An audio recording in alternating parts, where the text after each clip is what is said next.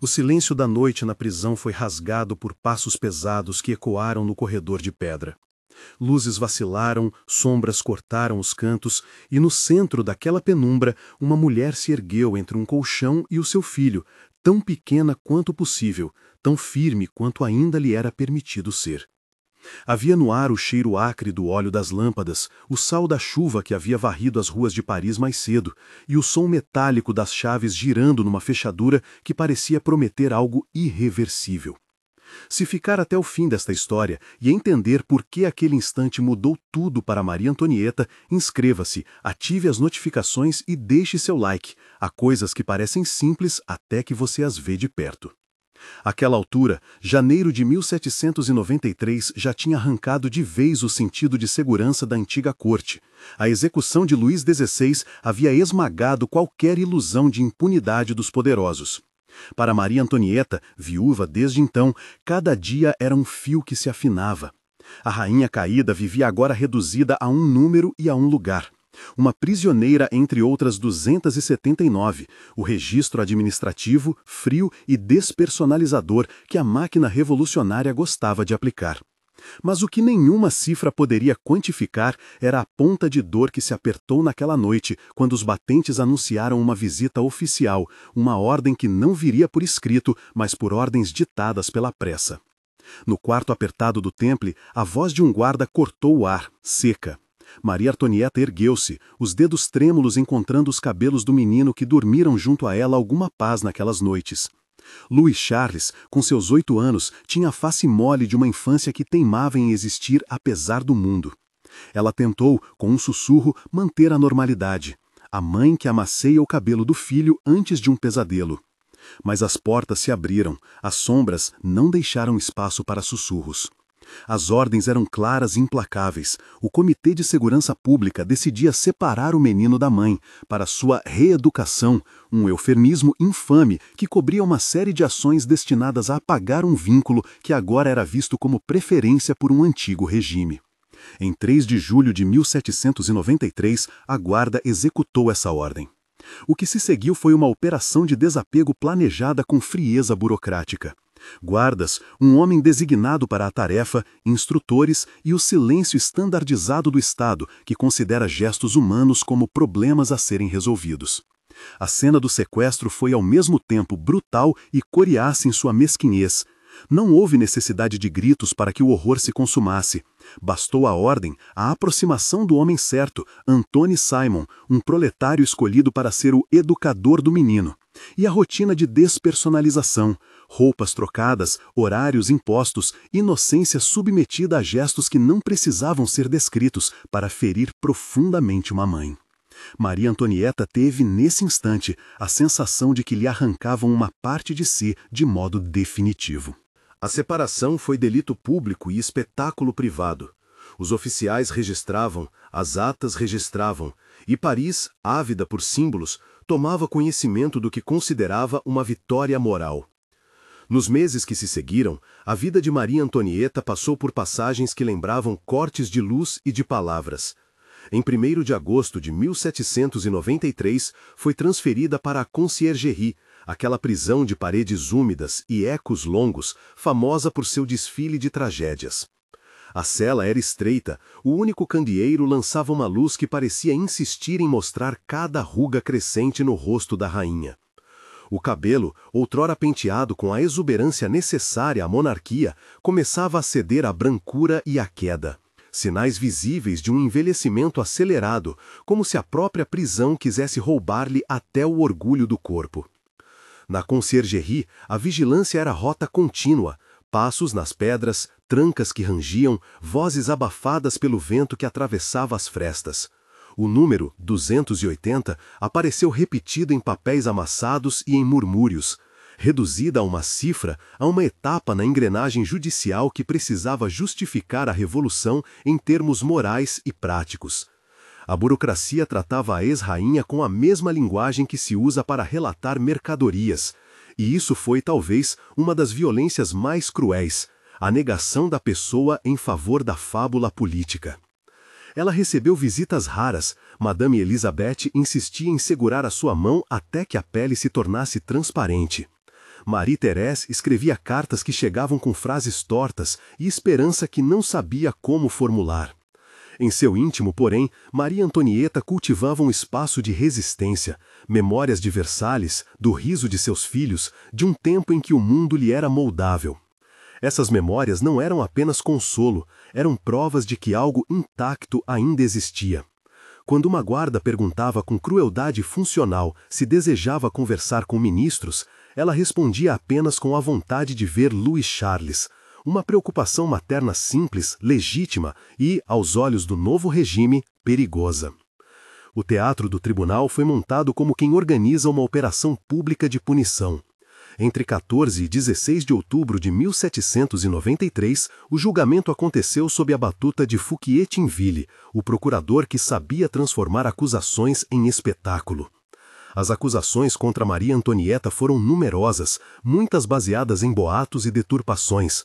Conspiração contra a nação, traição, desperdício dos recursos reais. E mais hediondo, uma acusação destinada a golpear a maternidade.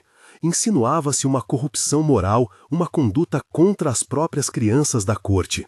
Era uma arma política. Ao violar o sentido do maternal, tentavam arrancar dela a última aparência de humanidade. Nos corredores que conduziam ao tribunal, a multidão se amontoava em estado de expectação feroz. Caricaturas espalhavam mentiras pelas ruas, imagens que transformavam a rainha em símbolo de todas as supostas luxúrias do passado. O mundo público já não via a mulher. Via uma construção que precisava ser desfeita. E ainda assim, na sala onde os réus eram expostos, Maria Antonieta manteve a compostura dentro do que lhe restava. A sua voz, quando permitida, soava cansada, mas com clareza. Em alguns momentos, olhava para o público como quem tente continuar reconhecendo rostos ou buscar um tipo de misericórdia entre os olhos alheios. Em outros, imaginava-se a si mesma não como monarca, mas como mãe que tinha perdido tudo. O depoimento sobre o filho foi o eixo que expôs de forma mais crua a estratégia de desumanização. Em meio às peças forjadas, surgiram testemunhos que implicavam o comportamento da rainha em termos que feriam tanto a honra quanto a carne. E o Estado, que precisava justificar a violência, encontrou nas palavras de um garoto e na maneira de sua reeducação um recurso dramático e simbólico. A manipulação política não poupou subtilezas. O isolamento do menino, seu tratamento por Antoine Simon e a forma como se apresentou seu comportamento público foram cuidadosamente trabalhados para parecer prova de culpa materna. O resultado político era direto. Se o vínculo com o filho podia ser descrito como comprometedor, então a figura simbólica da rainha seria arruinada não apenas por suas políticas, mas por sua moral. Durante o julgamento, as falas de Fouquier-Tinville tinham o tom de um acusador que falava para uma cidade, frases curtas, afirmações grandiosas, a marca de quem sabe que o veredito já havia sido decidido antes do processo. Maria Antonieta, contudo, teve momentos em que suas palavras tocaram o humano. Lembrou-se de que era mãe, que amara seus filhos, que sofrera perdas. E, em privado, redigiu cartas e pensamentos que se tornaram as pequenas âncoras de sua mente. A carta final, escrita nas vésperas da execução, não foi apenas um texto protocolar. Foi um testemunho de perdão, de humanidade e de uma maternidade dilacerada, que ainda assim conservava ternura. A doença física acompanhou essa erosão psicológica. Hemorragias, tosse, letargia. As descrições clínicas não são aqui chamadas a um espetáculo, servem para mostrar que o corpo também foi punido. O frio das pedras, a má alimentação, o estresse constante, a perda de sono, tudo somou-se e acelerou um desgaste que não admitia carnaval. A pele perdeu viço, as mãos tremiam, e o cabelo, cada vez mais branco, virou metáfora viva do tempo roubado. Ainda assim, havia gestos de cuidado, como se pequenas dignidades pudessem ser preservadas. Uma xícara quente de chá trazida por uma irmã, um lenço dobrado com carinho. Esses detalhes, modestos, afirmavam que a vida humana recusa sempre ser totalmente reduzida a um símbolo. Nos dias que antecederam a execução, a máquina judicial e simbólica alinhou-se para transformar o sacrifício em lição. A guilhotina, que aos olhos de muitos era promessa de justiça revolucionária, tornou-se também o indicador final de uma disciplina política que se impunha sobre a história. No cortejo para o cadafalso, o tumbril rodou pelas ruas apinhadas de gente. Paris cheirava a urina, pólvora e vento. Havia, contudo, a estranha mistura de curiosidade e celebração que marca as grandes demolições de um passado que se quer renegar. A última saída de Maria Antonieta foi pontuada por pequenos gestos que resistiam à brutalidade do roteiro. Ela caminhou com a cabeça erguida na medida em que lhe permitiam, apertou, talvez, a corrente que simbolicamente lhe prendia os pulsos, como se desse um adeus breve a um corpo que acreditara ter sido sempre apoiado por pompa e circunstância. No tumbril, olhou para as faces de estranhos que representavam a cidade inteira e talvez reconheceu em alguns deles o peso de uma fúria que nada mais era que medo convertido em agressão. Quando finalmente subiu ao patíbulo em 16 de outubro de 1793, houve um movimento que escapou às intenções dos seus algozes, o gesto de graça. Diz a tradição que, antes de entregar-se à lâmina, Maria Antonieta pediu desculpas ao carrasco por tê-lo sujado com seu cabelo. Um pedido que pode ser lido de várias maneiras, mas que sobretudo revela uma escolha consciente de restituir humanidade onde se pretendia destruir. Naquele gesto de humildade e perdão, o esforço de desumanização encontrou resistência. A lâmina não apagou a memória daquela dignidade. Pelo contrário, a imprimiu de modo a questionar a eficácia moral de transformar pessoas em números. A execução fechou um ciclo de violência pública e de produção de símbolos. O Estado que negociara com imagens e acusações acreditara ter vencido não apenas uma mulher, mas uma ideia. Porém, ao final, a própria história demonstrou que a tentativa de reduzir um ser humano a um emblema pode falhar. A compaixão e a ternura preservadas nas ações finais resistem à narrativa de total inferioridade que uma máquina política tenta construir. O legado de Maria Antonieta permanece ambivalente. Para alguns, vilã do velho regime, para outros, vítima de uma guerra psicológica deliberada. Entre esses extremos, talvez haja a verdade mais inquietante, a verdade de que regimes podem fabricar monstros para si próprios e que as suas vitórias simbólicas muitas vezes escondem crimes morais que a posteridade julga de outra forma. Depois de tudo, resta perguntar não tanto quem foi ela em termos unívocos, mas como a humanidade resiste mesmo sob condições de destruição institucional. O som das botas, meses antes, ainda ecoava nas paredes de pedra do templo. E é nesse eco que devemos ouvir não só a história de uma rainha, mas a advertência para tempos em que o arbítrio sobre pessoas se veste de legalidade. A morte de Maria Antonieta não encerrou apenas uma vida, mostrou com clareza cortante os mecanismos pelos quais sociedades justificam suas próprias purgas e, ao mesmo tempo, os gestos mínimos de graça que recusam tornar a brutalidade definitiva. Nos dias que se seguiram, Paris não se aquietou. A cidade que celebrara a queda de um símbolo continuou a produzir imagens e palavras que reconfiguravam a figura da rainha conforme a utilidade do momento. Folhetos circulavam com rapidez. Uns queriam provar que ela era monstro, outros, a contradição óbvia dos que ainda amavam o trono, transformavam a margem do horror em piedade. Havia em cada esquina quem vendesse gravuras sangrentas e, ao lado, retratos que tentavam devolver à mulher os traços da humanidade. A polifonia da rua substituía o silêncio do tribunal.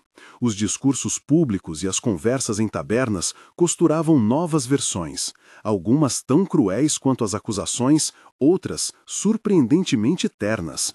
Os objetos foram os primeiros a resistir ao esquecimento. Roupas rasgadas, mechas de cabelo, pequenos papéis dobrados com palavras de quem assistira ao cortejo, tudo virou relíquia para corações diversos. Para uns, eram provas do castigo merecido. Para outros, provas do sacrilégio cometido por um povo que também era vítima da fome e da violência política.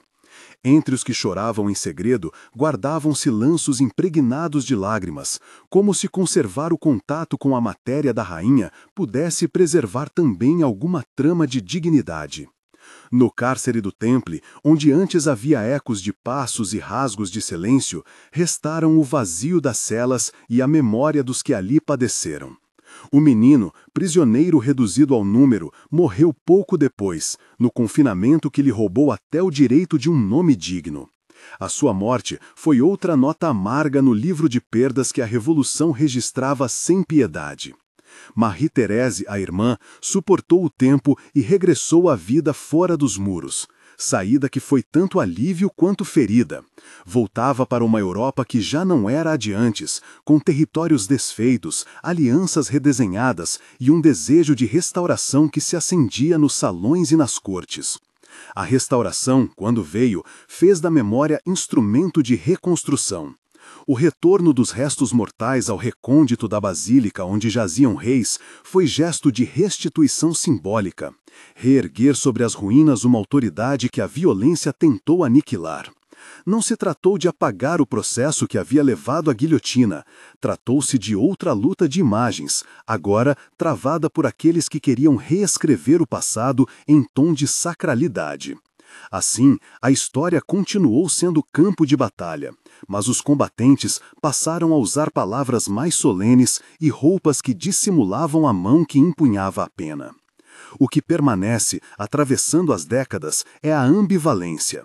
Maria Antonieta foi e segue sendo muitos nomes: extravagante, vítima, culpada, mártir de si mesma ou de um sistema. Para o historiador, os fatos importam. Para o povo, importam as narrativas que justificam ou condenam. A guilhotina, que por um momento servira de resposta rápida, tornou-se símbolo de um corte mais profundo, o da ruptura entre governantes e governados, sim, mas também o da facilidade com que coletividades decidem, em nome da moralidade pública, extinguir o outro. Há, porém, pequenas cenas que resistem à lógica dos grandes símbolos. Recordações de servidores que, na pressa da prisão, guardaram um pedaço de tecido, cartas rasgadas que foram refeitas com traços de carinho, velhos que, ao contar a história, depositavam sobre ela um peso pessoal, como se cada família carregasse sua própria lembrança daquilo que a política havia alterado. Essas memórias individuais mostram o lado humano do acontecimento. As decisões públicas geram rachaduras íntimas que atravessam gerações. Nesse entrelaçar de memória e mito, a figura de Maria Antonieta assumiu um lugar ambíguo na cultura. Poetas e pintores a retomaram ora como símbolo de elegância perdida, ora como advertência sobre a cegueira da nobreza. Em peças de teatro e romances que vieram depois, a sua vida foi encenada, reconstruída, muitas vezes transformada em moral. A história vira então lição, e as lições, quando muito simplificadas, ficam corruptas. Ora justificação de violência, ora louvor de resistência. Ambas as tendências mostram apenas um pedaço do que realmente ocorreu. O verdadeiro legado, talvez, resida em perguntas que permanecem abertas e inquietantes. Como medir a responsabilidade coletiva? Onde começa a culpa individual e onde termina a falência de instituições? Que tipo de justiça pode pretender corrigir desigualdades históricas sem se tornar ela mesma instrumento de crueldade? Essas perguntas não têm resposta única. O que se vê ao observar o que ocorreu naquele outono em Paris é que o zelo por uma ideia pode dissolver a distinção entre justiça e vingança. A guilhotina, que deveria punir crimes claros, foi usada também para suprimir diferenças, eliminar símbolos e, muitas vezes, acalmar medos sociais com sangue alheio. Ainda assim, nos gestos menores, no lenço dobrado, no pedido de desculpas feito a um carrasco, na dignidade mesmo diante da lâmina, há algo que persiste como negação da completa objetificação do outro. Esses gestos mostram que, por baixo do teatro político, a pessoa ainda contém um mundo, memórias, afetos, um passado que não é totalmente triturado pela máquina pública. Ver isso exige resistência ao impulso de simplificar, de escolher um rosto definitivo para narrativas complexas. O tempo passou. As ruas mudaram de nome, as praças foram redesenhadas, as gerações sucederam-se. Mas as lições daquela época sobre poder, espetáculo e a tendência humana a transformar o inimigo em objeto continuaram a ecoar. Em salões e fundos de casas, entre juramentos e suspiros, a história de uma rainha que morreu diante de uma multidão serviu de advertência silenciosa. Regimes que confundem justiça com destruição acabam por deixar como herança feridas difíceis de cicatrizar. Ainda assim, nos gestos menores, no lenço dobrado, no pedido de desculpas feito a um carrasco, na dignidade mesmo diante da lâmina, há algo que persiste como negação da completa objetificação do outro. Esses gestos mostram que, por baixo do teatro político, a pessoa ainda contém um mundo, memórias, afetos, um passado que não é totalmente triturado pela máquina pública. Ver isso exige resistência ao impulso de simplificar, de escolher um rosto definitivo para narrativas complexas. O tempo passou, as ruas mudaram de nome, as praças foram redesenhadas, as gerações sucederam-se.